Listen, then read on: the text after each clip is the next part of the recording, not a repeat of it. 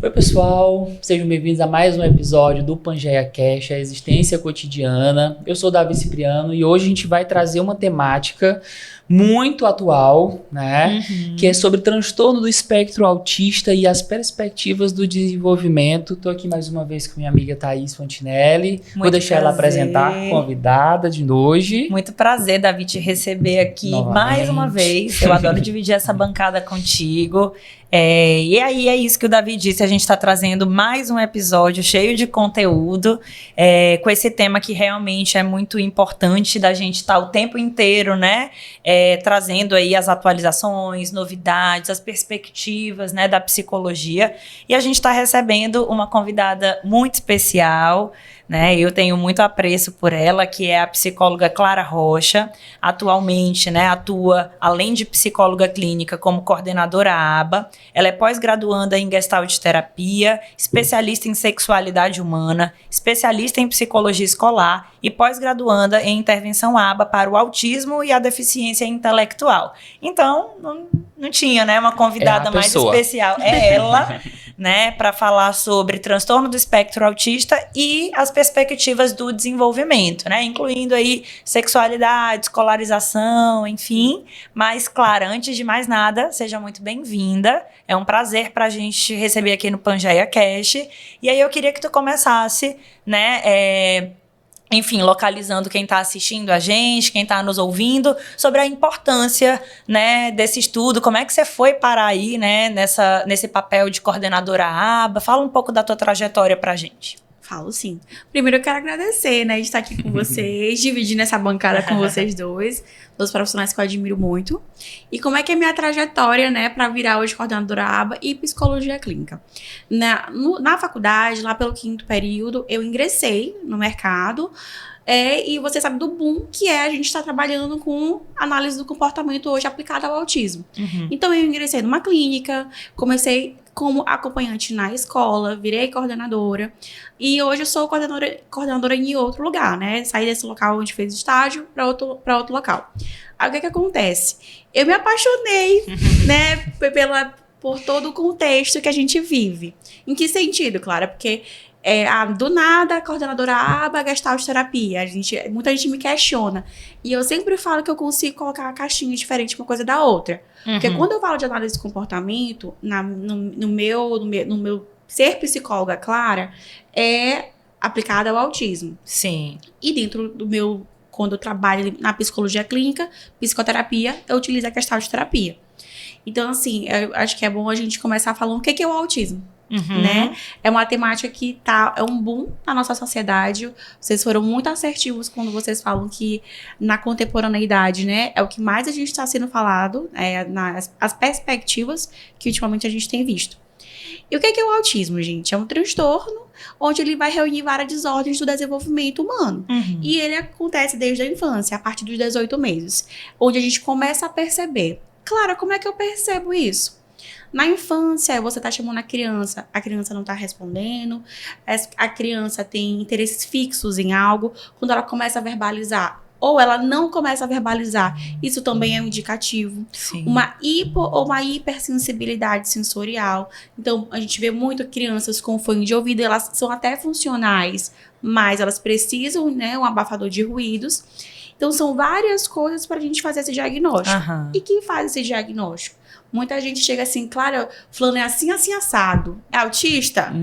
Não é assim, né, que a gente faz o diagnóstico. E é importante, né, a gente falar isso, né, até pra gente validar a importância, né, desse diagnóstico processual, né, de que existem critérios muito bem definidos e observações, exato, né, ainda mais agora que a psicologia tem vivido, né, uma retração aí, assim, no senso comum, né, para a sociedade, né, essa retração de alguns papéis que antes eram vistos como funções apenas do psicólogo, né, a nossa sociedade parece que todo mundo quer pegar um pedaço, né, do nosso fazer profissional.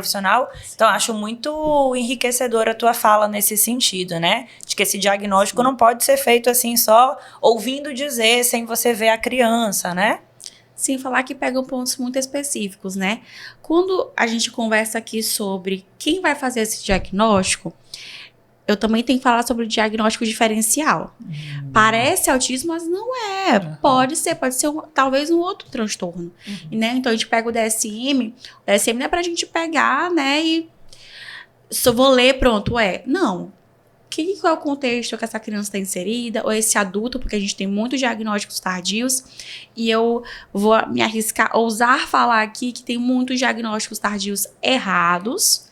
É uma coisa que a internet está colocando. Se você tem isso, você tem autismo. Os videozinhos do TikTok, baixa o dedo se você tem tal sintoma.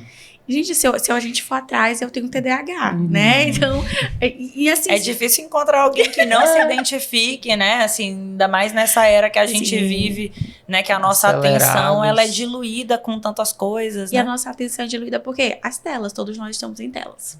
Inclusive, nossas crianças com TEA. Então, isso também faz o quê? Em vez das intervenções, elas estarem acontecendo de forma linear, elas vão decrescendo também. Por quê? Porque eu entendo que existe uma parentalidade ali cansada. Então, eu preciso saber conversar com esses pais e fazer uma orientação parental. O que a equipe pode estar fazendo para estar ajudando? Né? O que a escola pode estar fazendo para estar ajudando? Porque quando a gente entra nesse campo de escola, são vários fatores, né? Eu não tô falando só de professor. Eu tô falando de tutor. Eu tô falando da coordenação. Eu tô falando da professora que tá ali envolvida. O próprio espaço físico da escola também. Preparado para essa criança. Será que tá preparado? Porque não adianta eu estar com uma criança com TEA em sala de aula e o professor tá dando aula como se a criança estivesse acompanhando. Como é que esse professor pode também fazer com que essa criança seja participativa? E eu falo criança, porque assim, onde eu trabalho hoje, a gente trabalha mais na linha adolescentes e adultos. Então é muito difícil, até lá eu tenho essa dificuldade. As crianças, isso. E já são gente de 20 anos, né? E a gente tem essa mania, porque a gente tem esse fator de infantilizar quem tem qualquer tipo de transtorno. Quem tem síndrome de Down, às vezes a pessoa tá trabalhando, né? É casado, e a gente infantiliza também. Né? Isso acontece também dentro do transtorno do espectro autista, principalmente quando eu tô falando de pais. Né? Não querem tirar o filho de certa forma, e eu entendo, daquela bolha de proteção. Que é um lugar seguro, né? Exato. Assim, imagina-se que é para ser um lugar seguro. Tem algo na tua fala que me pega muito, né? Assim, que eu sempre tenho tentado discutir quando posso, né, quando tenho a oportunidade, que é essa questão da inclusão, da política de inclusão, né, das crianças com algum tipo de transtorno de aprendizagem ou algum transtorno do desenvolvimento, né, no âmbito escolar, né, porque como tu colocou muito bem, não basta a gente dizer que aquela escola recebe um aluno com transtorno, com um diagnóstico, né? Mas só receber, só abrir as portas para essa criança não garante o pleno desenvolvimento dela. São necessárias adaptações nesse contexto, né? Então, é preciso adaptar o plano de ensino, é preciso adaptar ali as avaliações, as atividades, né? Como tu percebe isso, assim, ao longo da tua trajetória, né? Você já foi acompanhante terapêutica, né? Na escola, já acompanhou esses alunos inseridos nesse contexto. Como você percebe a realidade hoje dos nossos alunos, né? Dessas crianças em idade escolar, diagnosticadas, né? Ou dentro do transtorno do espectro autista, inseridas no contexto escolar. Como é hoje isso? Assim, o que é que tu percebe das escolas aqui no nosso contexto, né? São Luís, Maranhão, Brasil. Quem trabalha nessa área, eu percebo que a gente tem um discurso mesmo parecido. Eu estando aqui em São Luís, a pessoa estando lá em São Paulo, por exemplo. Que é o de que os professores, eles não estão recebendo a capacitação necessária. Claro, os professores estão fazendo mal feito, não é isso, eles têm boa vontade de aprender, eles querem fazer com que o aluno aprenda, mas como fazer isso? Então eu sinto uma falta, principalmente aqui em São Luís, que é onde eu conheço de fato, que não tem a preocupação das escolas, tanto privadas quanto públicas, de chamar esse professor, bora fazer uma capacitação com todo mundo, e se fulano tiver tal comportamento, e determinado comportamento, como é que eu faço uma prova adaptada? Não dá, gente, por exemplo, eu vejo muito na internet venderem atividades adaptadas. Não dá para eu fazer uma adaptação se eu não conheço aquele estudante de fato. Né? Sim. Vamos supor que ele pode não saber, não ler um texto muito grande, mas eu sei que ele lê 2 parágrafos. Ah, então eu vou pegar aquele texto enorme e dividir ele em 2 parágrafos, tentando sempre fazer o máximo que aquele paciente consegue. Ele vai se frustrar? Vai. E é por isso que a gente tem o que do lado? Um tutor. Então, quando tu traz assim a questão da inclusão, eu ainda vejo a inclusão precisando de um caminho bem longo para percorrer. A gente fala de inclusão, ainda inclusão, é utópico. inclusão. Assim, é uma coisa... Eu fico triste em saber disso, né? Porque eu vivi durante 4 anos dentro de sala de aula, como a gente fala de inclusão, mas a gente não consegue vivenciar isso de fato. Sim. E eu falo inclusão, gente, não só da escola, como fora da escola. Os coleguinhas. Gente, um spoiler pra vocês. Crianças, às vezes, elas conseguem ser bem malvadas. Sim. Adolescentes também. Então, eu preciso falar de inclusão pra eles. E não vai ser eu mostrando um videozinho. Olha, gente, tem que respeitar porque o coleguinha é assim, porque o coleguinha é assado. Não. Eu tenho que mostrar como fazer isso. E como é que eu mostro... Dar repertório, né? Dar repertório e dar exemplo com as minhas ações. Eu, enquanto professora, eu tô dando a aula... Fulano, me responde. Ah, claro, mas fulano não é verbal. Ele tem que ter um tutor do lado, fazendo com de alguma forma ele participe. Vou dar um exemplo para vocês, para ficar mais exemplificado. A aula é sobre povos africanos. Minha criança não fala, né? Não é verbal. Mas eu tava um tutor, pediu para ela pintar uma imagem sobre povos africanos. Fulano vem aqui na frente e mostra como é que era que acontecia determinada coisa naquele tempo. E a criança vai lá e nem que ela faça isso, ela tá participando. Aquilo é inclusão. E inclusão é o que, gente? Não é sobre meritocracia, é sobre equidade. É todo mundo igual no sentido de... Ofertar as mesmas condições, exato, né? de aprendizado. Porque aprendizado é isso, nem todo mundo vai estar no mesmo quadradinho. Nem todo mundo aprende no mesmo ritmo, né? Exato. Todo mundo aprende, mas Sim. nem todo mundo aprende do mesmo ritmo. Cada um tem o seu tempo, né? E a sua metodologia de aprendizagem. E a gente tá falando de um espectro, né? A gente teve uma diferenciação, né? No CID-11, a gente já consegue ver essa diferenciação mais forte sobre a síndrome de Asperger e o TEA. Sim. Então, o que é que eu consigo ali? Perceber que eu tenho um espectro. É tudo dentro do autismo. Contudo, o símbolo do TEA hoje é o quê? É um símbolo do infinito com várias cores. Eu soube recentemente que mudou, né? Porque antes era o quebra-cabeça. E agora não é mais, é um símbolo do infinito. Porque o quebra-cabeça diz como se uma pessoa precisasse ser complementada. Você não precisa ser complementado. Desde nós, pessoas típicas, precisamos ser complementadas. E dá o teu também de ser algo difícil de ser lidado, de ser montado ali, sim. né? O É desafiador. né? Exato. Achei interessante a mudança. Então, assim, cada intervenção é diferente, porque todo indivíduo vai ser diferente. E o espectro é isso. São as possibilidades de ser você.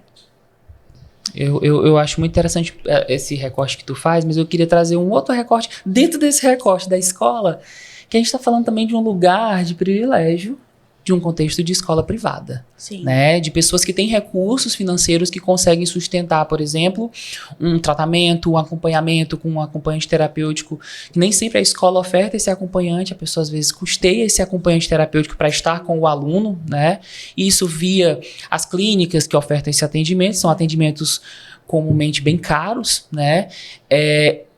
Tu tens alguma experiência ou tu consegue enxergar e trazer um pouco pra gente de um recorte na escola pública, por exemplo? Como que esse cenário se mostra? Como que ele se organiza também? Eu tive a oportunidade de não ser acompanhante terapêutico, mas coordenadora, né? De casos na rede pública e tenho colegas que a gente conversa, né? Nesse sentido. E se na privada, gente, a pessoa pagando tá sendo difícil, é duplamente difícil numa escola pública. Por quê? O que acontece quando o terapeuta ele vai para a sala de aula? Geralmente os professores ficam com receio de que vai ficar olhando o que está acontecendo na sala de aula, vai ficar falando para todos os pais, né? O que vai gerar uma situação desconfortável, que está ali para vigiar o trabalho do professor. Isso não é diferente na escola pública e não tem o tutor que deveria ter. A gente tem hoje leis, né? Da LDB que tem no nosso estatuto que fala sobre isso, que é importante e é um dever da criança e do acompanhante E na rede pública é uma acompanhante, isso é um exemplo verídico que eu vou dar para vocês. É uma acompanhante para dar conta de 5 turmas na mesma manhã, com mais ou menos 3 crianças com algum tipo de transtorno em sala de aula. Eu pergunto para vocês, ela dá conta? Claro que não. Às vezes os recursos não permitem o suporte adequado para uma. Exato. E não tem atividades adaptadas o suficiente. E quando adaptada, vamos supor, nós 3 temos algum tipo de transtorno, somos 3 crianças, e é a mesma prova adaptada para os 3. Só que, vamos supor que Davi sabe ler e eu não sei. E é a mesma prova. Cadê a inclusão? Né? Não é, né? Assim, nem inclusão, nem integração, né? E aí cai nesse engodo, né? Nessa falácia de que nós somos inclusivos porque temos vagas, ofertamos vagas, né? Damos acesso, mas na Constituição Federal, né? Ou na Declaração Universal dos Direitos Humanos também, se a gente pegar para ler, quando se fala do direito à educação, tem lá que é dever do Estado garantir o acesso universal, né, a universalização do acesso, mas também universalizar a permanência. E aí é nesse âmbito da permanência que as escolas, né, não têm dado conta de garantir, né, que esses alunos de fato sejam integrados. Então essa evasão, né, às vezes tem alunos que evadem do contexto escolar de corpo presente, né, eles estão indo para a escola, exato, mas eles evadiram porque o contexto era muito insalubre mesmo para o crescimento deles, né. E eu vou pegar um gancho do que Davi perguntou para a gente falar sobre as terapias por fora, porque como ele trouxe, é um serviço caro. Sim, sim. Então imagina, a criança tem esse acesso para ir para a escola, ela está indo para a escola, mas como é que ela vai render na escola se ela não está sabendo dizer o básico? Que as terapias elas vão funcionar com os protocolos que são feitas as intervenções, elas vão precisar desse repertório. É nas terapias, porque a escola não vai sentar contigo e te ensinar o ABABA de 1 para 1, que é o que a gente chama de tentativas discretas. Não vai ter. Lá é um conceito mais naturalístico. É todo mundo junto. Até porque a gente não faz aba dentro da escola. Né? Então, assim, quando a pessoa não tem o privilégio, né, de ter terapeutas a seu dispor, a gente fica à mercê da saúde pública. A dificuldade que é desses pais conseguirem algum tipo de intervenção, gente, é muito delicado. E o que é que eles vão optar? Pra criança nem ir pra escola. Não tá fazendo nada mesmo. Como é que eu vou fazer isso? Né? Já escutei alguns questionamentos desse tipo. E é muito válido, porque eu entendo que o que é possível, nem o possível tá conseguindo ser feito. É uma pena, né? Assim, a gente reconhecer que a realidade é muito distante, né? Do que é esperado, do que é ideal, né? Mas aí, pra gente retomar um pouquinho, né, da proposta inicial mesmo, assim, que é para falar sobre desenvolvimento humano, né? Você começou falando pra gente de alguns sinais de identificação, né? Pra gente conseguir não fazer logo um diagnóstico, mas da gente ir se alertando quando tem algo ali, né, que foge desse desenvolvimento considerado desenvolvimento típico, né, do ser humano. E aí você falou da questão da falta de comunicação, da ou hipersensibilidade, no contexto do desenvolvimento, né? Que mais a gente pode ter como sinais aí de identificação para pessoas dentro do espectro autista? Como é o desenvolvimento, assim, nessas transições, né, de fases do desenvolvimento? Então, eu vou começar pelo contexto infantil, já que falei um pouquinho do infantil, vou para o adolescente, para o adulto, né? E dentro da realidade adolescente e adulto, eu pego mais uma proposta naturalística e de psicoterapia. Porque eu atendo hoje, meu público, boa parte dele é de psicoterapia infanto-juvenil, dentro do espectro autista e adultos. Então, o que a gente mais recebe? Tanto no jovens e adultos. A reciprocidade socioemocional. Eles têm essa dificuldade de... Eu tô percebendo que sim, que Davi tá um pouco triste, né? E as nossas emoções, elas vão ficando complexas. Eu não tenho mais como chegar carinha de feliz, carinha de triste, carinha de ansiedade, né? Ou pegar os vídeos divertidamente e fazer alguma coisa. a gente é complexo, o ser humano ele é complexo. Eu preciso começar a fazer com que o meu paciente tenha esse repertório de entender que ele tá feliz, ele sorri, mas ele tá se sentindo mal. Como é que ele pode verbalizar isso ou como ele pode sinalizar isso de alguma forma? Então, na parte jovem, a gente vai ter começo para falar de sexualidade, que é, quero beijar na boca, eu quero começar a flertar com outras pessoas. Todo mundo passa por isso e eles não são isentos. As pessoas acham que não, eles não têm isso não. Tem, gente, eles vão sentir vontade como qualquer outra pessoa. E a diferença é, eles vão verbalizar mais do que a gente, né? Eles vão chegar aí, quero fazer isso, quero fazer aquilo. Não tem aquele filtro, tu perguntou, uma outra coisa. A literalidade de tudo. Falou alguma coisa, eles vão entender, eles vão se desesperar. Meu Deus, fulano falou isso. Eles vão realmente acreditar. Sarcasmo é uma coisa que muito dificilmente eles vão pegar. Você vai ter que explicar, inclusive, o que é sarcasmo para poder para eles entenderem o contexto. Sim. E quando eu falo sobre a sexualidade, dentro desse contexto autista, o que acontece? Eu não tenho como não juntar a juventude com a fase adulta. Porque quando eu entro no contexto de psicoterapia de um adulto, eu tenho que trabalhar questões da adolescência. Que é, claro, eu sempre fui esquisito. Né? Nenhuma garota chegava em mim. Por quê? Porque o diagnóstico tem um peso. Claro, como é que tu trabalha isso? Eu tenho que explicar socioculturalmente o que é o autismo. Para ele entender ou ela entender o porquê que as pessoas se afastam. Por que as pessoas não querem realmente de cara namorar com você? Por que você tem que se esforçar mais do que os outros? Uma psicoeducação mesmo bem... E é dolorido, gente. Não é um processo fácil, não. Você entender, você tá vendo todos os seus coleguinhas já ficando, né? Eles estão na adolescência, estão na fase do ficar. Na minha época era bolão, não sei vocês. Mas eles estão nessa época do ficar e ninguém quer ficar comigo, mas eu queria tanto ficar com fulana, com fulano. Então, isso vai perdurando pra fase adulta. E eu tenho uma outra palavrinha que é chave para falar sobre a juventude e a fase adulta. A vulnerabilidade disso. Sim. E vulnerabilidade, gente, psicológica e física. Porque, vamos supor que eu tenho uma pessoa onde quer ter um relacionamento e vá para qualquer lugar para tentar achar isso.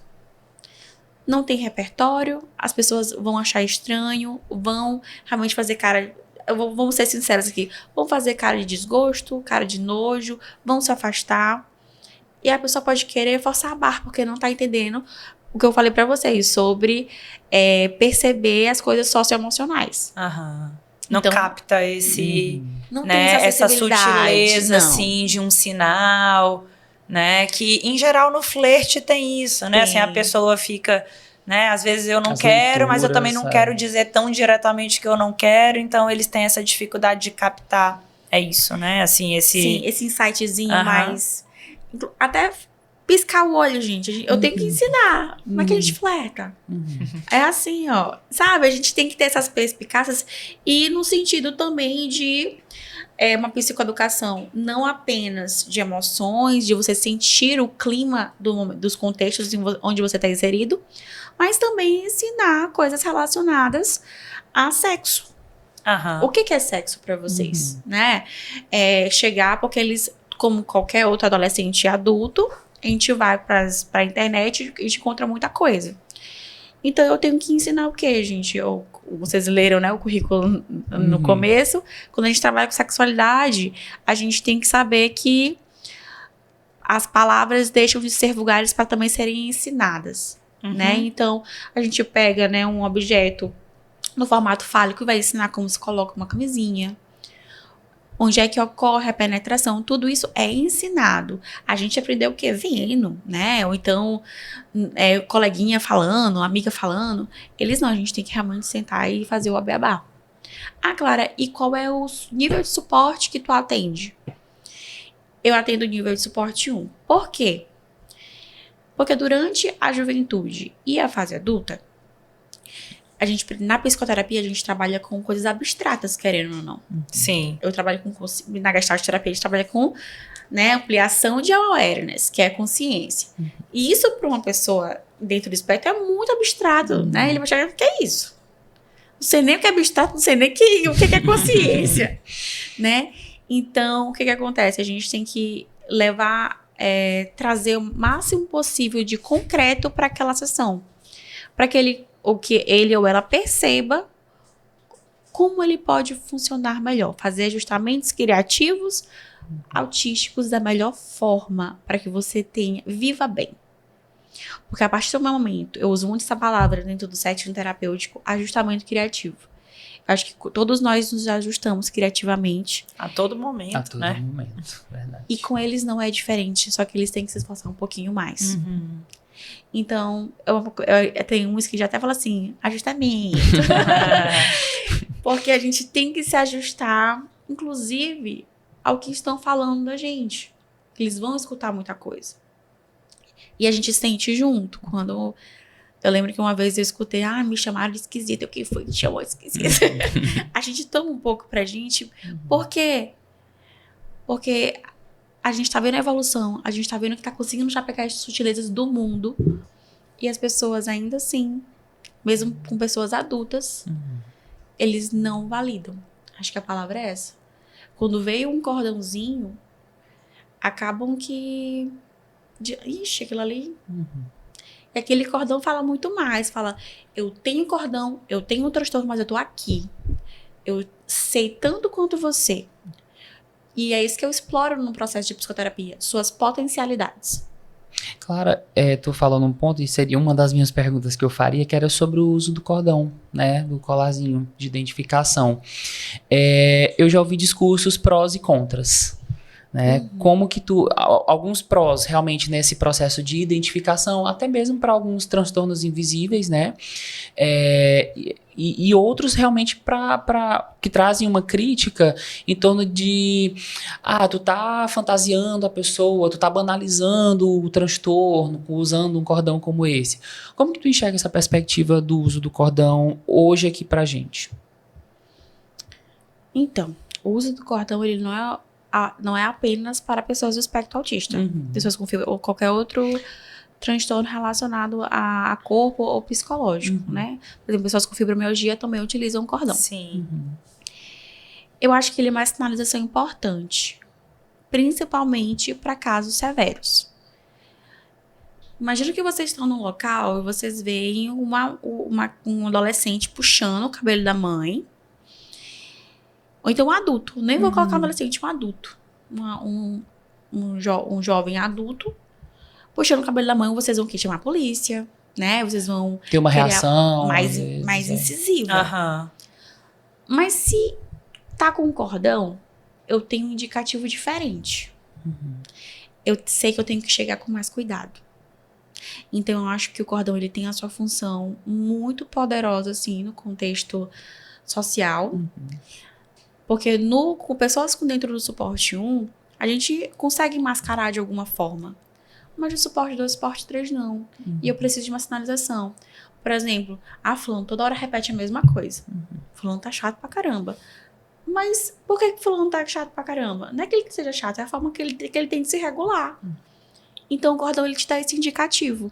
Existe de fato muitas críticas, porque muita gente fala assim, não querem ter os mesmos direitos que a gente, não querem, né, ter a mesma, como é que fala, meu Deus?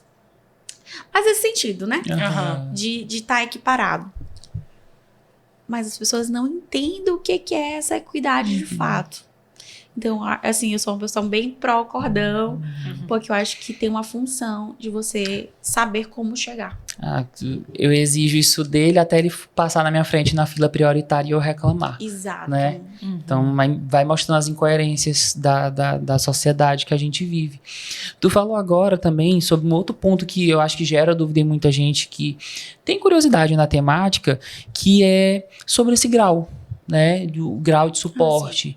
Né? Tem pontos muito específicos que separam um do outro. Isso é no momento do diagnóstico, é a partir das potencialidades que o indivíduo tem, ou prejuízos, não sei.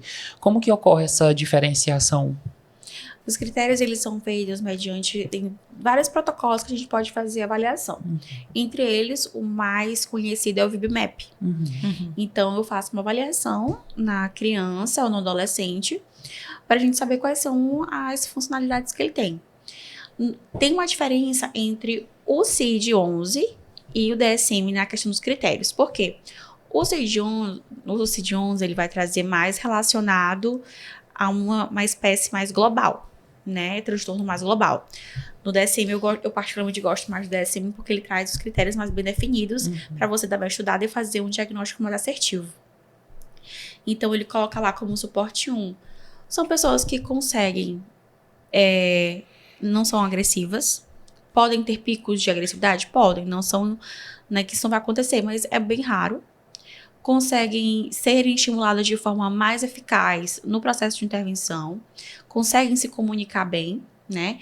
Então, digamos que o nível de suporte 1, eles têm dificuldades, a principal dificuldade é a de comunicação e de reciprocidade socioemocional. Quando eu vou pro 2, a comunicação, ela já é mais difusa. Repete muito, tá? Pangeia Cat, vai ficar repetindo porque gostou do nome, o nome tá verde, chamou a atenção. Então, eu tenho o quê? A gente já vê de forma mais clara que tem algum transtorno envolvido, né? Mas eles também são muito funcionais, conseguem ir ao banheiro sozinhos, né? Vão à escola, muitos conseguem ingressar no mercado de trabalho. Já no suporte 3, eu não tenho muito isso. Geralmente são pessoas não verbais, são mais agressivas, né? Geralmente sempre estão utilizando medicação para tentar se manter. E no suporte 3, eu sempre tenho outras comorbidades. Né? Então, eu tenho deficiência intelectual, eu tenho envolvido também esquizofrenia, então são vários outros fatores que entram também. Isso oscila? Regride? Depende muito de pessoa para pessoa. E da medicação que é inserida. Por exemplo, tem um remédio novo que é com canabidiol. Tem um nomezinho, não vou lembrar agora. Mas que estava tendo muito sucesso com pessoas esquizofrênicas. Então, e também dentro do TEA. Então, a gente vê o quê? A diminuição da agressividade, a gente consegue fazer uma intervenção mais assertiva. Entendi. E aí alcança resultados também, né? Alcança. Com essa intervenção, resultados de inserção aí nesse contexto social, né? Com uma, enfim, qualidade, assim, com uma integração maior, né? E vocês não perguntaram, mas eu vou falar porque eu lembrei aqui agora que era quando deram um tema, né? Eu fiquei, isso aqui tem que ser falado. Quando a gente fala de suporte, também tem que falar sobre os pais. Era a minha próxima pergunta, eu juro. Não, eu ia te perguntar, porque tu começou falando já disso, né? De que muitos familiares, né? De que muitas famílias têm uma tendência de super proteger, né? Uma forma de demonstrar esse cuidado, né? Eu suponho, só posso supor, né? Que não deve ser fácil, né? A parentalidade atípica, né? Ainda mais conhecendo a realidade do mundo que a gente vive, né? Que é um mundo muito marcado por desigualdades e preconceitos, né? E aí você começou a falar disso, assim, de como alguns desses familiares, né? Têm essa tendência de mesmo nesse processo, né, de infantilizarmos enquanto sociedade, né, as pessoas dentro do espectro autista, de como alguns dos familiares, alguns dos pais irresponsáveis também, né, acabam por influenciar também, assim, por contribuir com essa infantilização, por demorarem também para soltar esses filhos, né? E aí eu ia te perguntar sobre isso, o papel dessas famílias no processo interventivo, né? Assim, o que você percebe de limitação, mas também o que você percebe nas potencialidades para o sucesso de uma intervenção, né? O papel dessas famílias. Então, o papel das famílias começa desde o diagnóstico, porque tem muitos pais que não conseguem aderir de cara à ideia, e a gente entende muito bem, não é fácil. É uma nova trajetória, né? É um novo caminho. Ser pai e mãe, né? Ou então responsável por uma criança, seja neurotípica ou neurodivergente, já é difícil, né, gente? Ser mãe e pai. Só que quando eu tenho uma criança neurodivergente, eu tenho um plus.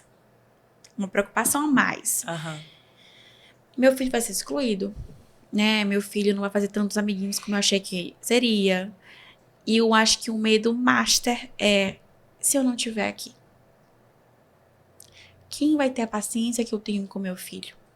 Esse senso de autorresponsabilidade, mas num lugar muito rígido, né? Sim. Só eu posso Só cuidar eu posso. dele do jeito que eu cuido, né? E às vezes, Thaís, só mesmo. Sim.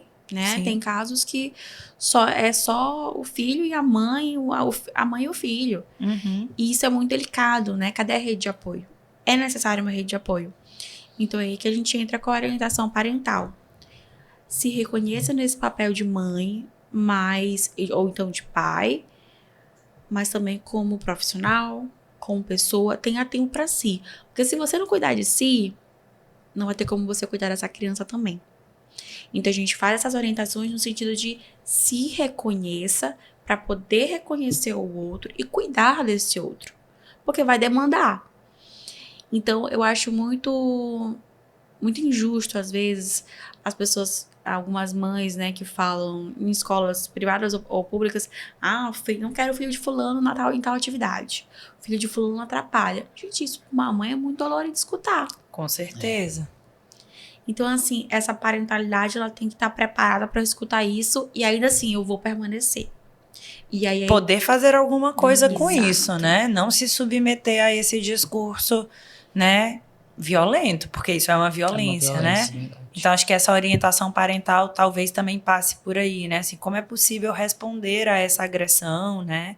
Como é possível, né, fazer algo apesar de, né, tanto preconceito e se tanto... posicionar. Sim. Né?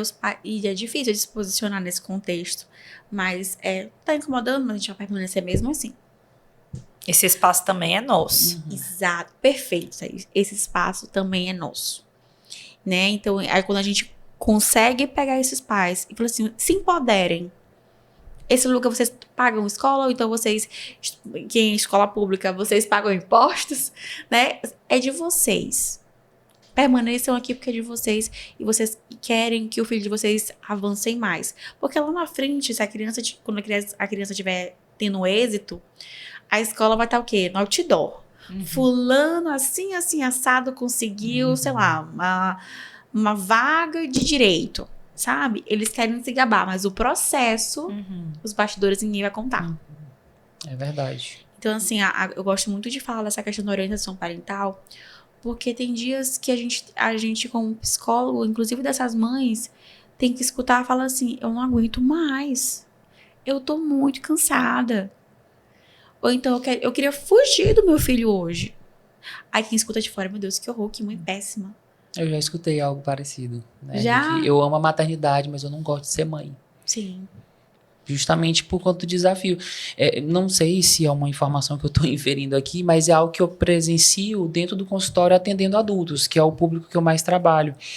Que recebo às vezes alguns pais e mães que são pais de crianças atípicas, e a maioria são mães que trazem esse relato de estarem sempre à frente desse cuidado, desse protagonismo do cuidado, né? E sentirem o peso dessa ausência do cuidado, de cuidar de quem cuida, né? Que acaba se tornando um peso muito grande. É realmente uma demanda muito pesada, né? Então, tem uma perspectiva também que eu falei até recentemente numa aula com os alunos, que tu trouxe na tua fala, que é essa perspectiva do próprio envelhecimento desses pais também. Né? Nesse sentido de terminalidade mesmo. Quem vai cuidar? Meu filho depende de mim. Quem vai cuidar de mim também nessa etapa da minha vida? Eu não vou ter condições de cuidar dele como eu cuido agora. Então são muitas questões que vão habitando aí esse imaginário do hoje, mas através de um futuro que está logo ali e vai acontecer. Né? Clara, tu falaste sobre essa questão da orientação parental. Esse teu contato com as famílias, ele é constante? Tu emite Tu combina um período específico do mês? De 15 em 15 dias eu converso com os pais. Isso funciona tanto para criança, somente para criança, essa é a orientação, ou somente para os pais dos seus pacientes adultos também? Os adultos, eles são, os que eu atento, eles são bem funcionais. Aham. Então, não precisa, eu não Certo. preciso ter esse contato. Mas eu já tive contato, uma vez eu tive que ir de suporte 2, um adulto suporte 2. E na hora eu precisei primeiro ter contato com a mãe. Para entender o porquê que ele estava, porque ele não sabia me dizer. Por que ele estava na terapia. Então, nesse caso eu tive especificamente que entrar em contato com a mãe. Mas com uma das crianças, que eu atendo crianças típicas e atípicas. É a mesma coisa para todos. Todo começo de mês eu tenho uma devolutiva. Perfeito. E é uma devolutiva de 1h30. Por quê? Psicoterapia é 1 hora. Só que 1h30 porque eu vou ali, além de falar do processo que está sendo psicoterápico da criança, eu vou estar fazendo a escuta. Por que não está dando para você fazer tal coisa? E aí eu vou escutar. E aí a gente vai pensar em estratégia juntos. Porque quando a gente atende crianças, eu não posso chegar pro pai, faz isso, faz aquilo. Não. Eu quero entender. Para entender como é que a gente vai fazer isso aqui funcionar. E nunca chegar julgando. Vamos falar sobre uma parentalidade assertiva e consciente. Tá, você entende que você não tá conseguindo fazer? Eu primeiro preciso fazer isso. Conscientizar mesmo. E a partir daí a gente começa um processo. Vai ter dia que os pais não vão reconhecer, ou então vão reconhecer, e é um processo. Sim. Já aconteceu, gente. Isso até eu, enquanto psicóloga, mexeu, né, aqui com a Clara, psicóloga, que foi, não tá surtindo efeito. A psicoterapia não tá surtindo efeito. E na hora eu lembro que eu fiquei pensando, não tá surtindo efeito, mas eu tô vendo tanto avanço, né? Aí eu parei. Eu falei assim, sabe por que não tá surtindo efeito? Eu fui pra supervisão. Que é muito importante a supervisão nesses momentos. Quando a gente acha, né, que não, a gente não tá cabendo naquele lugar, que mexe com a gente mesmo, a gente é humano. E eu lembro que minha supervisora falou assim, pra eles não tá surtindo efeito, porque o sintoma era a criança continuar desse jeito.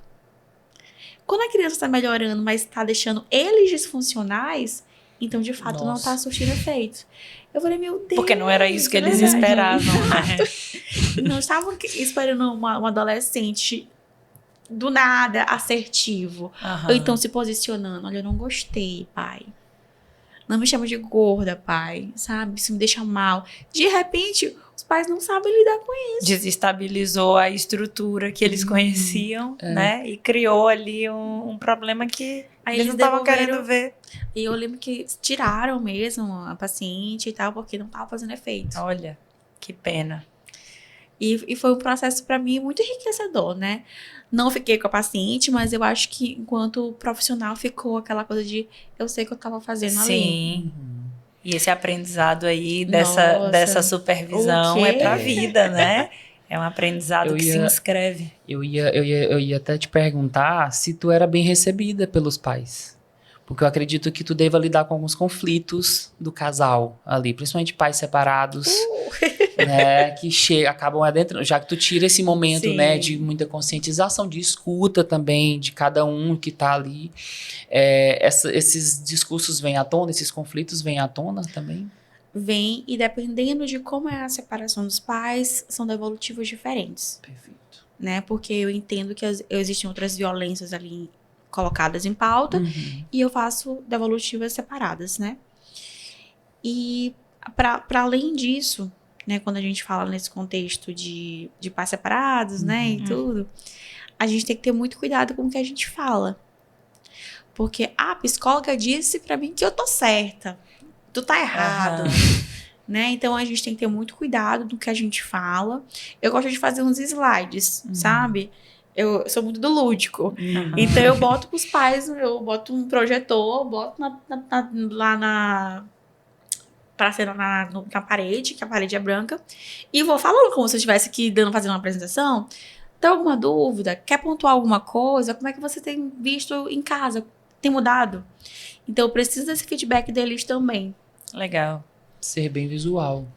Sim, porque querendo ou não, a gente é visual, né? Fica uma coisa mais interessante. Para eu, né, tentar compreender melhor, né, Você falou que quando você era acompanhante, né, antes de se tornar coordenadora aba, né, o teu trabalho era ali mais direcionado com a criança, né? Você acompanhava a criança nesses ambientes onde ela estava ali dentro de um contexto, inserida dentro de um contexto social. Em geral, a escola, né, que é onde ela passa a maior parte do tempo dela. Depois disso, né, você saiu, né, e aí chegou a se tornar coordenadora aba, né? Para quem está ouvindo a gente, né? Assim, qual é a diferença dessas funções, dessas posições, né? Qual é o caminho para quem tem interesse nessa área, né? De se tornar um coordenador aba, né? O que faz? É quase aquele Globo Repórter, né? Entendi. O que faz, do que se alimentam, né? Sim, então, para chegar na coordenação, a gente tem que saber minimamente como é que funciona o protocolo WebMap, porque é a partir dele que a gente vai criar um currículo. Chega a criança, a gente faz uma avaliação, o que a criança consegue fazer, o que a criança não consegue fazer. Só psicólogos fazem esse protocolo, aplicam esse protocolo? Não, outros profissionais da saúde mental, eles também conseguem. Tá. Fisioterapeutas, TOs, né? Eles conseguem, se eles fizerem, por exemplo, uma especialização, eles podem também. Certo. Mas lembrando, gente, que isso é muito importante. Precisam ter a especialização para estar fazendo isso. Certo. Se você não tiver, você não pode estar... Especialização em aba, em análise do comportamento aplicada ao autismo. E, perfeito. E aplicada ao autismo. Eu não vou aplicar um protocolo sem ter uma base, fundamentos teóricos, né?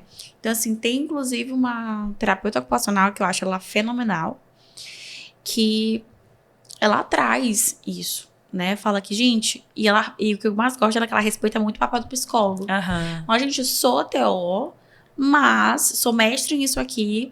Só que, assim, a minha parceira é psicóloga porque ela faz isso que não me compete. Eu acho que quando você consegue delimitar o que é de cada um, sim, as coisas fluem muito bem. Porque quando eu tô falando de intervenção aba, é multi.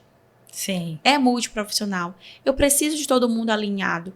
E é isso que o coordenador também faz. A gente conhece um pouquinho de cada área, sabendo o quadrado de cada um, mas sabendo como é que eu vou aplicar para isso, pro meu paciente ter um desenvolvimento linear. Sim. Então é isso que a gente faz. A gente faz a aplicação de protocolo, faz o currículo, a depender da situação. Se a gente for para a escola, a gente tem que fazer o PEI, né, que é o Plano Individualizado de Ensino. E esse currículo aprendeu isso, eu vou mudar para a gente ter novos repertórios. Por exemplo, tem um programa onde, qual é o nome da sua mãe, qual é o nome do seu pai, onde é que você mora. Ele aprendeu isso aqui, a gente muda a pergunta, qual é o nome da sua professora, qual é o nome da sua escola. Porque ele vai aprendendo, né? A gente vai, de acordo com o que for aprendendo, a gente vai aumentando o grau de dificuldade. E isso é o currículo, é isso que o coordenador faz. Bacana. Então, é preciso ter a especialização, né? E é preciso ter tido a experiência como tutor, é preciso ter tido essa experiência anterior, né, como acompanhante terapêutico. É importante que você tenha vivido, né, nesse outro papel antes de se tornar coordenadora, ou não necessariamente? Depois da especialização, você já pode de cara se tornar uma coordenadora aba? Não necessariamente, mas quando a gente tem experiência, a gente tem uma expertise melhor. Né? Não adianta eu falar sobre psicologia, né, e aba, e eu não ter minimamente saber como é que esse paciente ou uma criança atípica funciona em sala de aula. Eu acho que fica até um pouco incoerente, né? Então, eu acho que fica mais rico quando você sabe orientar. Até mesmo quando eu não tinha a especialização, eu sabia orientar porque eu tava ali. Então, assim, eu acho que dá uma expertise muito rica para as intervenções. Quando você tá ali, você sabe. Quem não passou por isso, gente, quem nunca levou um tapinha? Eu acho que quando você escolhe trabalhar com autismo, é você saber que de vez em quando tu vai levar mordida, tu vai levar um murro, sabe? Claro, tu tá falando isso, mas é a verdade, é a realidade. E eu acho que é importante, né? Não romantizar. Não romantizar. Porque a ideia hoje, assim, o que a gente vê, e aí eu não sou da área, né, assim, da análise do comportamento aplicada ao autismo, né? Mas conheço por alguns relatos de pessoas próximas que estão, né, atuando, né, com esse público, nesse contexto. E aí o que a gente vê na realidade é que existem muitas clínicas hoje, né, que fornecem esse serviço, que vendem aí esse trabalho, né, das terapias, e é muito importante porque a gente tem hoje, né, um número, né, de pessoas no espectro autista, né, considerável, né? No entanto, tem muita gente que ainda romantiza porque é quem contrata, é onde tem vaga para trabalho, imediata, né? Às vezes é onde eu consigo um estágio remunerado, né? E que vai ter uma bolsa que vai ser massa, né? Assim, um valor, né? Mas aí a gente precisa marcar isso, né? Nem tudo que vale o preço, né? Enfim, eu consigo bancar, né? Então, a bolsa lá do estágio, sei lá, é R$2.000, é o lugar que está melhor pagando, no entanto, eu não tenho disposição, né, disponibilidade afetiva para estar nesse lugar. Então, acho muito importante tu marcar isso para a gente não romantizar, né? Sem falar, Thaís, que quando isso acontece, não é um bom terapeuta. A criança se revela, né? Se revela. A gente percebe quando a gente olha assim um currículo, por que fulano não tá evoluindo? A gente vê assim, no momento que a gente vai pegar, a gente tem, por exemplo, planilhas ou então programas que fazem as evoluções, né, em gráficos. Então a gente vê, não, e a gente sabe que a criança sabe. Por que faz com o terapeuta X e não faz com o terapeuta Y? Aí eu vou lá ver como é que tá sendo feita a intervenção. Aí a criança tá fazendo o que quer. Ah, claro, eu não consigo fazer com que ele fique aqui. Mas fulano consegue. Por quê? O que está sendo motivador para você enquanto terapeuta aqui? Que a gente parece... Eu não é querendo romantizar a psicologia, acho que nenhuma profissão, mas você tem que ter amor àquilo que você faz. Sim. Minimamente, porque tem dias que a gente tá de saco cheio também. Sim. Mas quando você sabe do que você tá fazendo, você sabe e você só faz com gosto, vai sair bem feito. Então, chega um momento que o dinheiro, ele não paga mais. Ah, com certeza. Né? Então, achei muito, muito importante, né? Assim, a gente ir se encaminhando. Nosso tempo voou, mas eu digo assim, né? Que a gente tenha se encaminhado para esse fechamento nesse lugar, né? De conhecer o mercado de trabalho, conhecer a realidade. Eu acho que tua fala foi extremamente assertiva, né? Não sei se Davi quer fechar com alguma pergunta. Eu só para agradecer mesmo, porque é uma temática que ela é muito atual. A gente encontra, tem acesso a isso em qualquer... A gente abre o celular, a gente vai encontrar algo sobre isso, pessoas falando sobre isso, mas eu acho que tem muitas informações, às vezes, desencontradas, né? E que eu acho que hoje tu trouxe bastante conceitos importantes pra gente entender, então isso aqui, grau de suporte é tal coisa, né? Eu devo procurar tal profissional para buscar um diagnóstico, dentro da escola, qual é a perspectiva que eu preciso ter, que eu acho que tá dentro da temática mesmo que a gente trouxe hoje, que são trazer perspectivas, né, desse desenvolvimento. E a gente conseguiu fazer, a gente não, você, conseguiu fazer um percurso Trabalho aí... conjunto. Conseguimos fazer um percurso aí bem promissor, acho que bastante significativo para trazer, daria para falar muito mais tempo, né? Porque é muito amplo. Mas te agradecer mesmo por essa presença ilustre aqui, foi maravilhoso. Deixamos também muito. Seu espaço. Exato. Agora, né, para você fazer uma fala de fechamento, se tiver algo, né, que você sente que ainda é importante de ser colocado, né, nesse episódio, mas o microfone é teu, fica à vontade. Vixe, que responsabilidade. Mas eu acho que o que eu quero pontuar aqui para finalizar, para quem estiver escutando a gente, é para finalizar com inclusão. E eu não tô falando de inclusão só de escola, de colegas, eu tô falando dos próprios profissionais. Eu tenho profissionais que não são inclusivos também. Então, assim, tudo que a gente falou aqui, sexualidade, a gente falou de escola, a gente falou de parentalidade, tudo isso... O terapeuta, o profissional de psicologia, ele tá junto. E ele tem que ser uma pessoa que vai promover isso também. Os pais, a escola vão ter confiança se você se mostrar também o quê? Uma pessoa que promove qualidade de serviço e você promove conhecimento rebuscado para aquilo que você está fazendo. Perfeito. Que é segurança. Se você tem segurança naquilo que você está fazendo, vai sair bem feito e você está minimamente incluindo no que é possível, né? Porque a gente falou que inclusão ainda é um pouco utopia, mas a gente consegue fazer coisas possíveis. Sim. E apostar nisso. Verdade. Então eu queria finalizar que nós sejamos mais inclusivos. Perfeito. Porque nós também pecamos com isso às vezes. Eu trabalho na área e às vezes eu também me pego tendo alguns comportamentos que não são legais. Todos nós fazemos isso. Sim. E é bom a gente saber reconhecer, se colocar nesse lugar. Então é finalizar falando, gente, vamos, pais de colegas que têm crianças até em sala de aula ou com outros transtornos, acolham. Ensine seu filho, sua filha, seu jovem, né, o adulto no mercado de trabalho a saber como lidar com isso. O diferente não necessariamente ele é ruim. O diferente é uma nova possibilidade de ser. E da gente crescer, né? Sim. Crescer juntos. Exato. Perfeita Onde as pessoas a tua podem fala. te achar? Redes sociais. Tem essa parte do merchan. Se divulgue também, que a gente Certo. coloca. É, porque depois de um episódio desse, eu tenho pessoas certeza vão que a querer galera vai saber. querer ir atrás de ti. Então, meu Instagram é Psiclara Rocha. Com né? K, né? Com Clara K. com K. Clara com K, importante, Thaís, Clara com obrigada. Clara com K.